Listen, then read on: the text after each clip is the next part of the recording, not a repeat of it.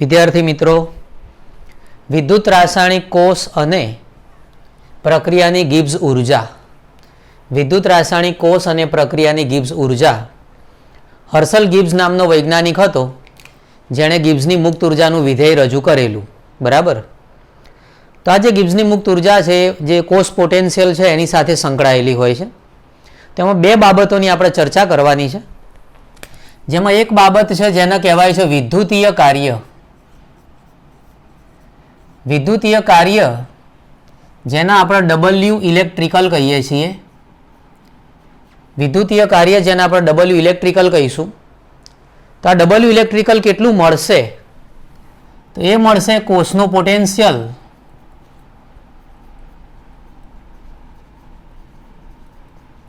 ગુણાકારમાં કુલ વિદ્યુત ભાર. એ જે સેલ હોય એમાંથી આપણે જે કુલ વિદ્યુત ભાર પસાર કર્યો હોય એ બંનેનો ગુણાકાર કરવાનો છે. કોષનો પોટેન્શિયલ અને કુલ વિદ્યુત ભારનો ગુણાકાર કરીશું ત્યારે આપણને વિદ્યુતીય કાર્ય મળશે. કોષનો પોટેન્શિયલ જેને આપણે E સેલ અથવા તો પ્રમાણિત હોય તો E0 સેલ કહીએ છીએ. કુલ ભાર જે ખરો કુલ વિદ્યુત ભાર જેને આપણે NF કહીશું. તો આ બેના ગુણાકારથી મળશે. વિદ્યુતીય કાર્ય એ કોષનો પોટેન્શિયલ અને કુલ વિદ્યુત ભાર એના ગુણાકારથી પ્રાપ્ત થતો હોય છે. તો એ વખતે કોષનો પોટેન્શિયલ જો પ્રમાણિત હોય તો E0 સેલ લખીશું, જો બિન પ્રમાણિત હોય તો E સેલ લખવાનો, પ્રમાણિત હોય તો E0 સેલ લખવાનો, બિન પ્રમાણિત હોય તો E સેલ લખવાનો, અને કુલ વિદ્યુત ભાર એટલે NF.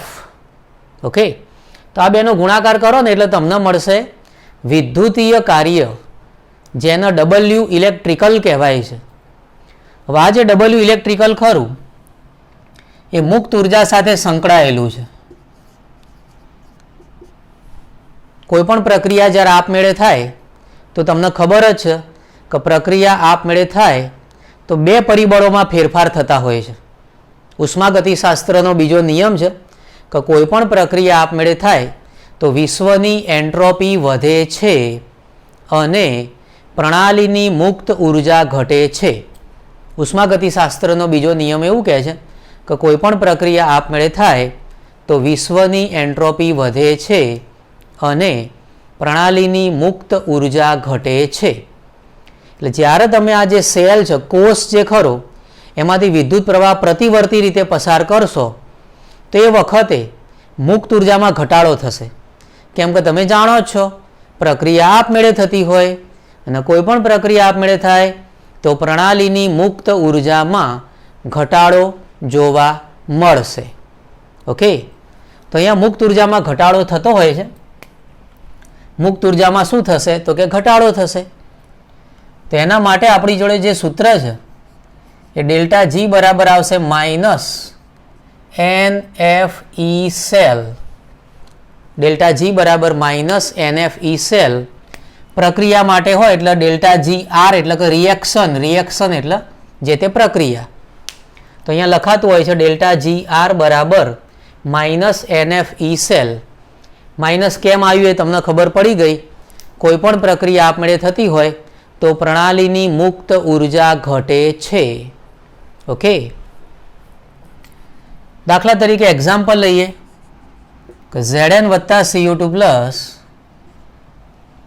એમાંથી Cu વત્તા Zn2 પ્લસ, Zn સોલિડ વત્તા Cu2 પ્લસ એક્વિયસ એમાંથી Cu સોલિડ વત્તા Zn2 પ્લસ એક્વિયસ. તો આમાં તમે જોઈ શકો છો કે Zn માંથી Zn2 પ્લસ બને ત્યારે બે ઇલેક્ટ્રોનનો ફેરફાર થતો હોય એટલે આપણે n બરાબર 2 લખી શકીએ છીએ. Zn માંથી Zn2 પ્લસ બને ત્યારે બે ઇલેક્ટ્રોનનો ફેરફાર થતો હોય છે એટલા માટે આપણે n બરાબર 2 લખી શકીએ છીએ. તો ઉપરનું જે સમીકરણ છે એ ડેલ્ટા GR બરાબર -2 FE સેલ થશે. ઓકે, તો ડેલ્ટા GR બરાબર -2 FE સેલ થશે. ધારો કે ડબલ કરીએ તો ડબલ કરીએ ધારો કે 2 Zn લઈ લઈએ તો 2 Zn વત્તા 2 Cu2 પ્લસ એમાંથી 2 Cu વત્તા 2Zn2 પ્લસ ડબલ કરી નાખ્યા, મોલ ડબલ કરી દીધા. મોલ ડબલ કરી દો તો ઇલેક્ટ્રોનની સંખ્યા 4 થઈ જશે. આમાં 2 ઇલેક્ટ્રોનનો ફેરફાર થતો હતો, આમાં 4 ઇલેક્ટ્રોનનો ફેરફાર થશે. તો n બરાબર કેટલા આવશે? 4 આવશે.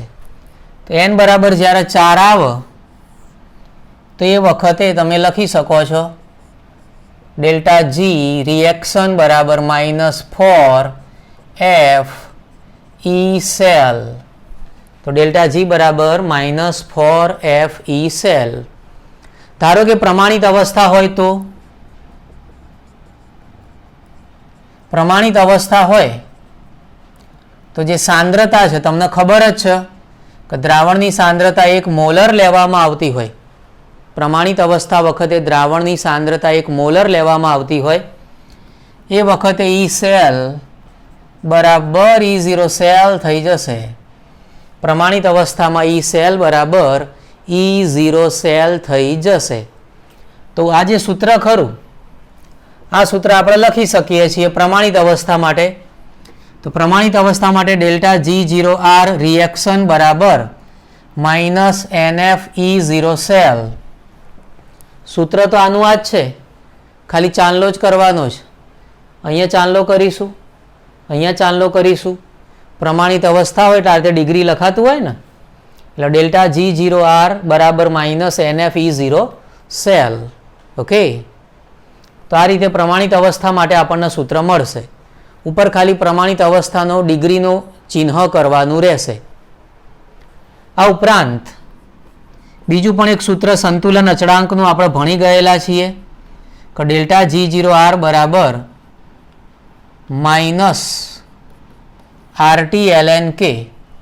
ડેલ્ટા G0R બરાબર -RT ln K જે સંતુલન અચળાંક અને મુક્ત ઉર્જા વચ્ચેના સંબંધનું સૂત્ર છે.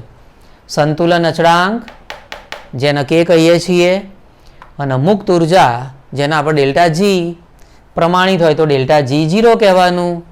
ઓકે, તેના વચ્ચેનો સંબંધ છે. ધારો કે આ ln છે એનું રૂપાંતર લોગમાં કરવું હોય તો ln નું રૂપાંતર લોગમાં કરવું હોય તો ડેલ્ટા G0R બરાબર -2.303 RT log K લખાશે. પહેલું સૂત્ર છે ડેલ્ટા G0 બરાબર -RT ln K. ln નું રૂપાંતર લોગમાં કરવું હોય તો 2.303 વડે ગુણવું પડશે. ln નું રૂપાંતર લોગમાં કરવું હોય તો 2.303 વડે ગુણવું પડશે. ln નું રૂપાંતર લોગમાં કરવું હોય તો 2.303 વડે ગુણવું પડશે. તો સૂત્ર થઈ જશે ડેલ્ટા G0R અથવા ડેલ્ટા G ડિગ્રી R બરાબર -2.303 RT log K. ઓકે, સરસ રીતે લખી લેજો. મસ્ત અગત્યના સૂત્રો છે, દાખલા માટે ખૂબ જ અગત્યના છે. બરાબર, તો ખાસ લખીને પાકા કરી દેજો, કેમ કે આ કેમેસ્ટ્રી છે, ગુજરાતી નથી.